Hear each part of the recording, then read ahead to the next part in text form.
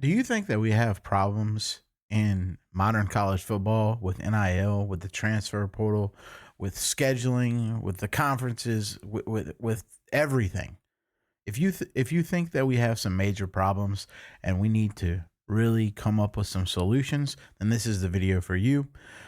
So recently, I have been just consumed with like all of this college football news, and I'm gonna get started with the transfer portal.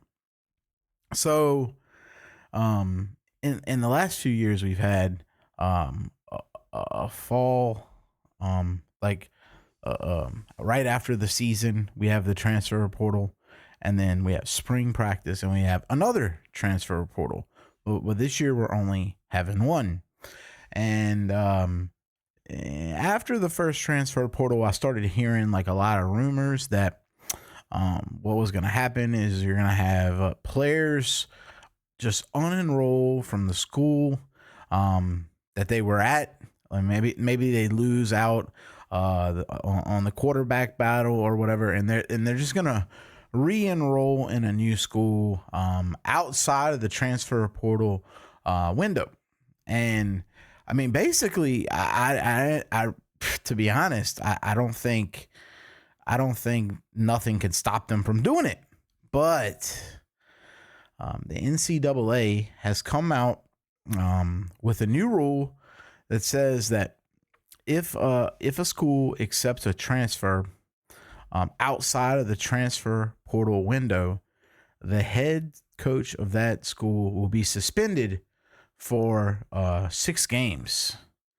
And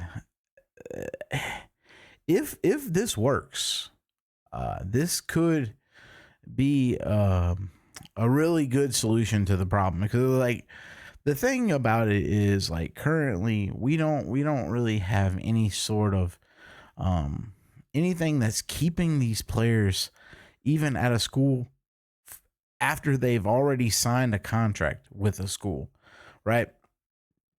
For example, you had Darian Mensah, that was the quarterback at Duke. Miami needed a quarterback. Miami buys out Darian Mensah's contract, and now he's at Miami. The transfer portal, to me, it's not meant for players to just be like, oh, I'm just leaving.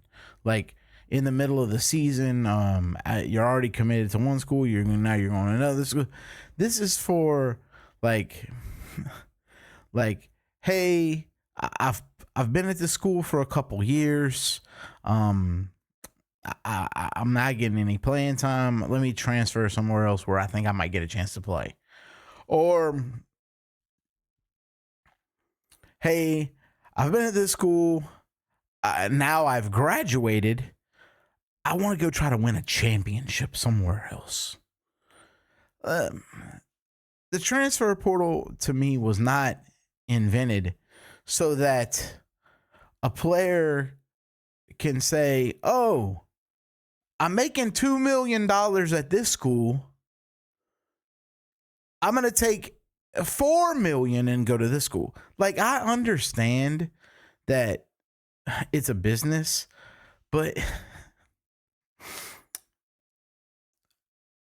if we continue down the path that we're on, there's no end in sight. And this isn't sustainable. And I know that it's not sustainable, but I've spoken to people that receive a lot of NIL money. I won't say who, but I've spoken to very high level transfers from this year that they don't think it's sustainable. So, and what I mean by not sustainable is I mean that, let's say a university, I'll just use my school. I'll just use LSU, right? LSU has been reported that they are spending around $40 million on their football roster this year. Well,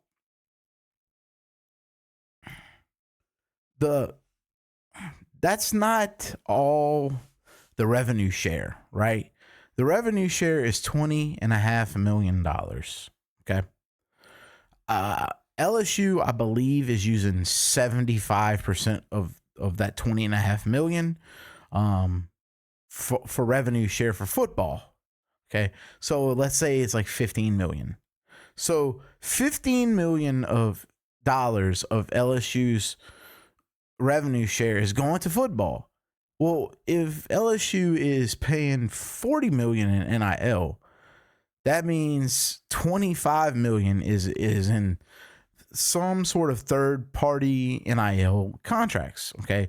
And so what that means is that we have local businesses or business owners or whoever that are like, hey, I want this player to come to LSU.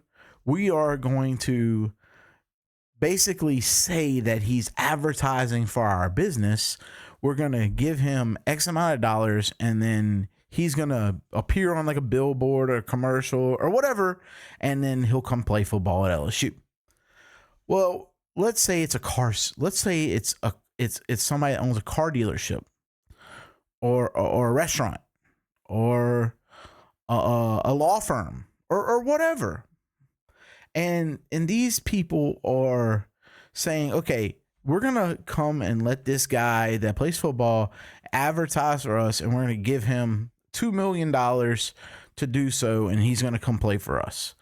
Well, what's going to happen when schools start underperforming, when players start underperforming the expectations of these millionaire donors, right?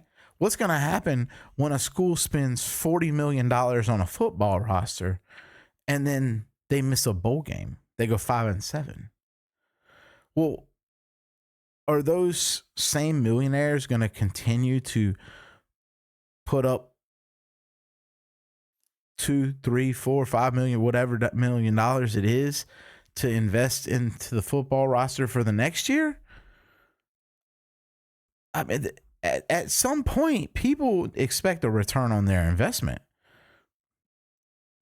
Not to mention, you're already going to these donors. I mean, LSU is guilty of it with Brian Kelly. $53 million buyout. That's not money coming from the state of Louisiana. It's money coming from private donors. LSU wants to build a new basketball arena. That's going to come from private donors. Well, I mean, eventually you're gonna go to the well too many times. And if you don't win and you continue to ask for money, eventually people are going to say, hey, we're not giving them any money. And it's not just LSU. I mean, it's everybody at the top. It's Texas. It's Miami. It's Texas Tech. It's Indiana, Ohio State, Georgia, Alabama. All these schools are spending. Let's not kid ourselves. They're all spending a lot of money on their football rosters. And eventually, some of these schools are going to start underperforming. And when they do, people aren't going to just continue to give money and give money and give money. And then even if they do continue to give money, if there's no salary cap on it, if we don't have players collectively bargain and become employees, and there's no cap put on NIL, well, let's say a quarterback this year is worth $4 million. Let's say Miami pays Darian Mensah $4 million this year. Okay. And Miami goes out and they win the national championship. They have a $4 million quarterback and a $35 million roster. And then next year, Oklahoma is like, you know what? Miami last year, they won the national championship. They had a $4 million quarterback and a $35 million roster. Well, we're gonna be the team that gets the quarterback this year. We're gonna get the big time transfer quarterback. We're gonna pay our quarterback $6 million, and we're gonna buy a $45 million roster. And then the following year, Tennessee says, hey, last year Oklahoma paid their quarterback $6 million and their roster $45 million. We're going to pay our roster $50 million. We're going to pay our quarterback $8 million. And then the following year, Ohio State says, oh, Tennessee won the national championship last year. They're paying their quarterback $8 million and their roster $50 million.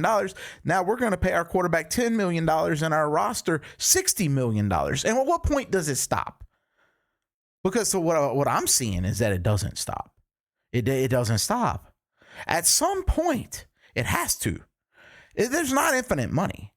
I mean, people do not have infinite money. At some point, what is the breaking point? What is the boiling point? We have to do something as far as the NIL goes. I'm not saying that the kids shouldn't get paid. They absolutely should. But we have to set some rules, some parameters. But they can't make infinite money when the people don't have infinite money to give them. But there's a salary cap in the NFL. Then there's a salary cap in professional basketball. Why wouldn't there be a salary cap for college football? Well, there absolutely should be. And as long as there's not a salary cap, that's going to affect the transfer portal. Because players are just going to say, oh, well, this school's going to give me, I'm making $2 million at this school's going to make it $3 million. I'm going to go over here. I mean, who wouldn't do that with unlimited transfers? And speaking of unlimited transfers, President Trump has signed an executive order. He's trying to save college football.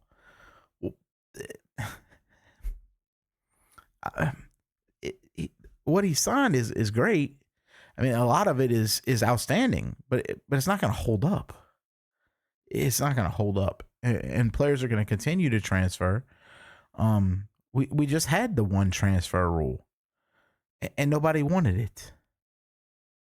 So no matter what they sign, nothing's going to change until the players collectively bargain and they become employees. And that is the main problem that we have right now, is that the players are not employees. There are no rules, and it is the wild, wild west, and it will continue to be so until something major changes. Hey, I really want to appreciate you guys for watching the video. And if you liked it, leave it a thumbs up and click the subscribe button, and we'll see you guys next time. Peace. I'm out.